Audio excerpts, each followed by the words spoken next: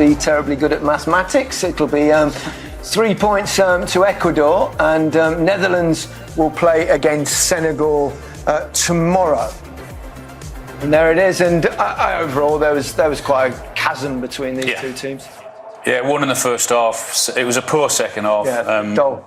Ecuador managed it really well. There was no way that Qatar were getting back into the game. They kept the ball when they had to without being too much of a threat themselves. And yeah, it was very flat, wasn't it? The second half. Even the crowd disappeared just after half time, didn't they? They did a lot of them. A lot of empty seats. They avoided embarrassment, I suppose, is the thing to say in the second half, Qatar. I think that was down to Ecuador actually not coming out and just really not exerting themselves. Maybe thinking about I think the disappointing thing with Qatar is even when they did manage to get any kind of possession, they were so sloppy with it and gave it away and wasn't sure what to do. And you think it's potentially a long week and a long group stage for them. It could be, and a short tournament. Possibly. There's just a real gulf between the quality of the players on either side, really, and ultimately that's what it comes down to, football, isn't it? Yeah, I think that Qatar, they couldn't get themselves into it. They couldn't really build anything. They couldn't get out of their own half at times. Ecuador was set really well for the press and to win it back.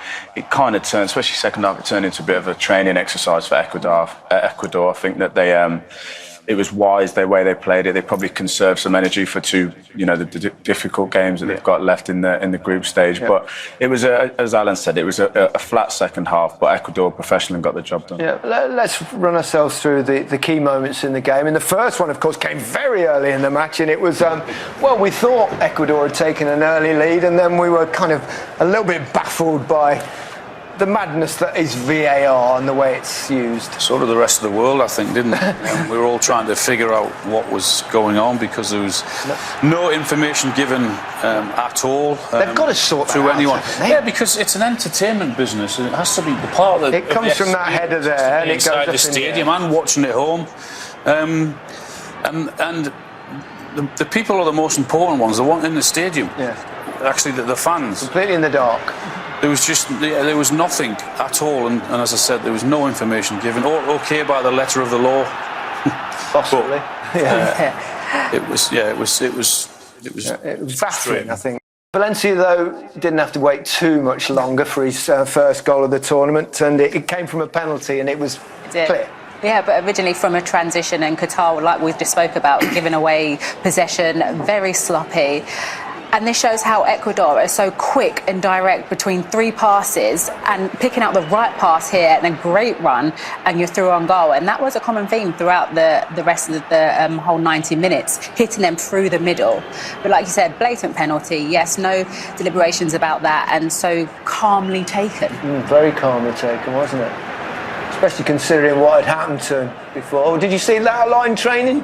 Yeah, those kind of runs and in games. He weren't on penalties for us, but he should have been. Yeah, maybe. But what he did do that I seen today that he did do in training, he'd always be in between defenders. So always be in between a full back and a centre back.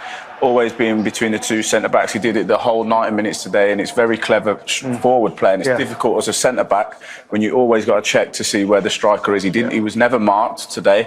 He was always picking up those pockets. Estrada would just play in behind the Qatar midfield, and then as we've seen on the penalty goal, with a good pass and release, Valencia was stretching them. There's a perfect example of that in the second goal, wasn't it? Yeah, it was, and it's exactly. I mean, the cross into the box was just fantastic. Casoda does really well in winning the ball and then driving his team forward, doing really good work. But the cross is the impressive thing. Ricardo, no other thought than whip it in. Someone's saying, get on the end of it. Exactly what you want as a striker. Oh, it's a dreamland ball. It is. Get on the end of it. Thanks very much. Beautiful header. Magnificent header.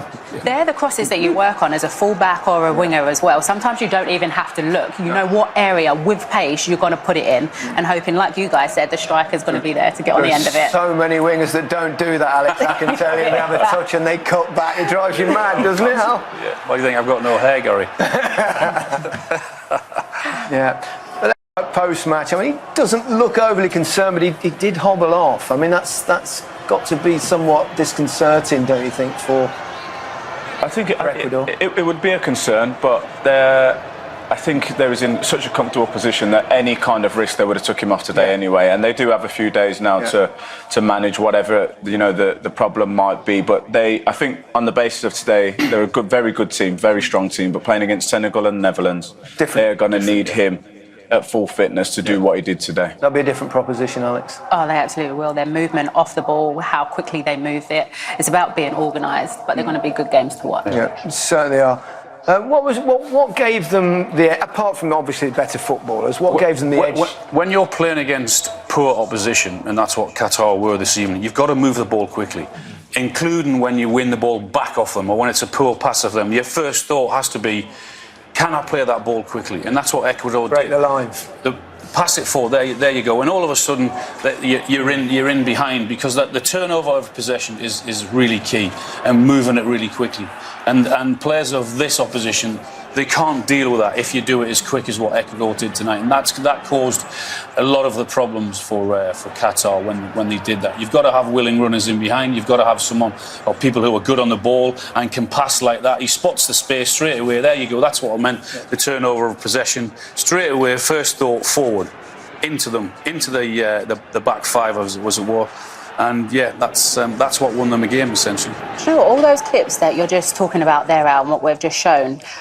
It's the movement off the ball. Every Qatar player there is ball watching. As soon as the ball goes forward, they don't even know who's running off their shoulder and where they are. They're just ball watching the whole time. And you think when they play against the Netherlands and Senegal and their movement. Makes it a lot easier, doesn't it, if you don't. I think overall Qatar had 3 touches in the opposition's box in the game, but they all led to kind of half chances, actually. Yeah. It is. If you're opening the World Cup and you want to give a good account of yourself, this was the best one. Yeah. Obviously, I think that could have made all the difference. Stoppage time in the first half. Just before half time, perfect time to score.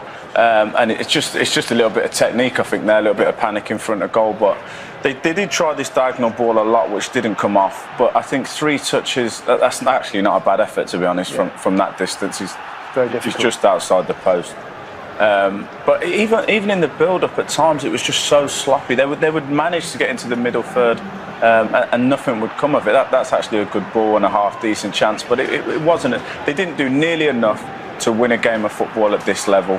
And they've got work to do, because, as we've said, they're coming up against tougher opposition. Not one effort on target and 3 touches in the box. Nowhere near good enough. We've got a contender already. I mean, we love a bit of a roll-up, don't we? Not that kind of roll-up. An injury one in a World Cup. Sorry about that, just for a minute. But let's. This is early contender. We've counted 4.5 rolls for this one from Afif. Maybe 5. Oh, there he goes, another one. Just half a roll. This was Neymar, of course. 1, 2, 3. Oh, that probably. Oi. I think he might have just picked Neymar. So 6-5, isn't it? Early contender. Sorry, that's awful. Alan, you mentioned the empty seats. They're obviously very empty now. Everyone's got the ahead of the game, so rather It just surprising. really didn't help how flat the second half was, and nothing really entertaining or exciting to even keep them. Well, we're doing our best with it, but I'll give you a little stat here. There was a combined total of 11 shots today, which is the joint lowest in a World Cup game since 1966, which is as far back as that type of information has been recorded. So. We did our best to find the. He had 2 goals, though. There's been a lot of 0-0s, so it wasn't all bad. It was a good start to the game, though, wasn't it? There was plenty to talk about. Cracking start. I thought we were going to get. Do you know what? Ecuador will take that all day. They're happy with that. Well, I think once they got to up at half time, they just. Yeah, and then they just took the foot off the gas a little bit, but it wasn't the spectacle second half. Senegal and Netherlands are playing tomorrow. They'll be watching that. The other 2 teams in Group A. They won't be terrified. No, I don't think they'll be too worried. Although Mane is missing, isn't he, for Senegal? So they might be a different proposition. But they won't worry too much about both of those teams tonight. And of course, the top 2 from this group will could play, I should say. Should they qualify, England or Wales, or hopefully both. And that's the thing, you're also looking for the route, and also, like Al just said, it's never getting complacent. It's about getting the job done and not focusing on other people but yourselves and what you can bring. Yeah, but there's always a danger, though, isn't there, when you start to look ahead at who you might play in the knockout. But we all do it, because you really have to focus on that next team, and that is all you can do, or that next training session, or that next game. Because if you don't.